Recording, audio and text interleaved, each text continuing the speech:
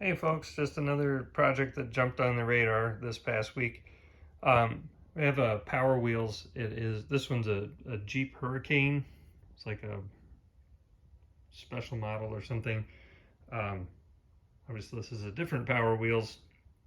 We ended up with both of them used at a pretty good deal, but this one started a condition where, oh, trying to fall over. Start a condition where it would work only in the high speed. It wouldn't work in low, wouldn't work in reverse, and it was also pretty easy to tell it was only driving from one wheel. So I managed to get this opened up this afternoon, use my dad's age-old method to troubleshooting, which is open it up and look for something broken or burnt. So in this case, the mounting tab on this motor was actually broken off. And I don't want to say the wrong thing, but it did read somewhere that the switches it from between parallel and series as far as how to get the different speeds and the reverse and everything.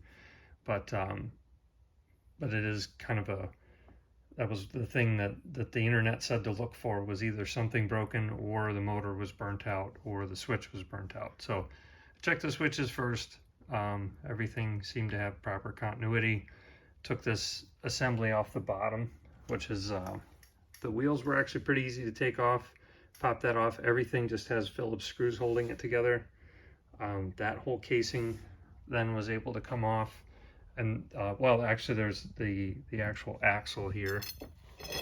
You have to slide that out of the hubs here. So the whole assembly, each side is just one motor with a gear drive, and then that's actually what drives the inside of the wheel. And then the axle just, I think, bears the weight. But one thing I'm sure especially if I just buy this motor, it's probably very inexpensive. I think these are just hobby motors. But I'm gonna give it a try because this is what I do. Try it until it breaks again and then fix it the right way. So I just soldered this back on here. I have no idea how well that's gonna hold. But when I went to do that, I noticed that this motor was a little loose in here, and tried with the other one and I couldn't really get it to budge. There are the mounting screws here were backed out pretty far on this guy, so I just tightened that back down, and then I checked this one, and this one's a little loose as well. So we'll tighten that up. That should just be a mount. I don't think it's, a specific torque setting. It doesn't seem like it would be. And try putting it all back together again. Okay, all put back together, and except for the little hubcap things. I forgot those. But just tested it. Looks like it's working good. So the slow, fast, and all that stuff. So what it was doing, it was only working in this forward position. So, which is high speed, which is supposed to be 5 miles an hour. But it wasn't doing that anyway because it turns out it was only one motor was driving. So if that condition happens, apparently it can be a problem with the switch or wiring somewhere.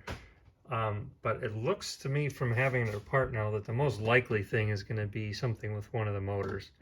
So I initially took these seats out and took the center console out to get the switch out. I tested all that. This just has two really simple rocker switches, and I would bet, unless you suspect this thing has lived outside, if it's lived in a garage, these rockers look pretty stout to me. But if water got in there over time, I could see that, those also being an issue. But that was testing just fine. So what it wasn't doing before is it wouldn't go backwards and it wouldn't go slow, but it would move if it was in this position. So that's all set now. The other thing I thought I'd mention while we're in here, there's tons of stuff about modifications on these things. My kids are 4 and 2. My 2-year-old actually does a pretty good job of driving both of these.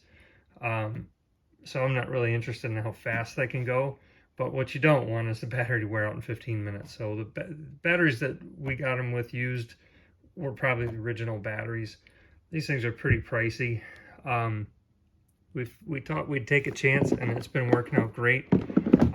These are also very heavy because they're just standard sealed lead acid batteries. This is the what is it? Iron. I'm gonna get it wrong if I try to say it. Lithium iron phosphate batteries. Very light. This is actually the same amp hour rating as that, but we've gotten, it's really, according to the sales thing, you're supposed to use it on these, but not. This has a little bit higher amp draw, but it still has a 40 amp fuse, which is what this is supposed to have. So we haven't really had much issues. It does shorten the runtime a little bit, but it's easy 40-45 minutes. And we managed to get one that had this little pigtail on it so that you can still use the standard connector, and also, which is really cool, you still use the standard charger. So nothing other to hook up. If you don't go this route, buddy of mine I know talked about putting a maintainer in here, probably about the same cost as this clip here, and I may do that on the other one because we would, right now we just use the one battery in both of them. But you know, instead of hooking all this up, just cut these wires and put a maintainer in here all the time, and just have the cord that you can pull out to charge it when you need to. So that was this week's project. Hopefully that works for at least a little bit. I might need to go ahead and order one of those motors just to have it ready. But thanks again for watching.